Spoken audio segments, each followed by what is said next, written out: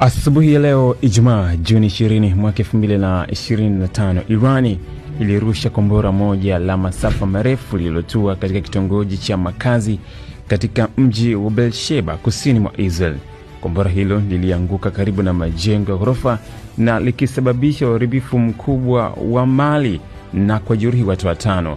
Kulingana na afisa mmoja wa jeshi la Israel aliyenukuliwa na vyombo vya habari vya ndani, kombora hilo halikukingwa na mifumo ya ulinzi wa anga, hali iliyowashtua wakazi pamoja na wachambuzi wa usalama wa kitaifa.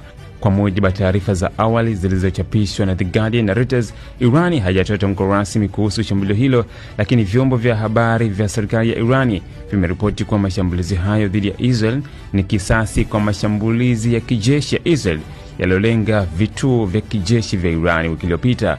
Uhusiano kati ya mataifa hayo mawili tayari ulikuwa umefikia kiwango cha hatari zaidi, hasa baada ya Irani kushambulia hospitali ya Soroka mjini Beersheba hapo jana, tukio ambalo lilisababisha zaidi ya watu 20 kujeruhiwa na kuathiri huduma za afya kwa maelfu ya wakazi. Wakazi wa Beersheba wameripoti hali ya taharuki na wasiwasi mkubwa kufuatia shambulio hilo, huku video zilizopakiwa mtandaoni zinaonyesha moshi mzito ukipanda angani huku magari kadhaa yakiungua. Vikosi vya zimamoto, ambulance na polisi walifika kwa haraka eneo la tukio kutoa msaada wa dharura.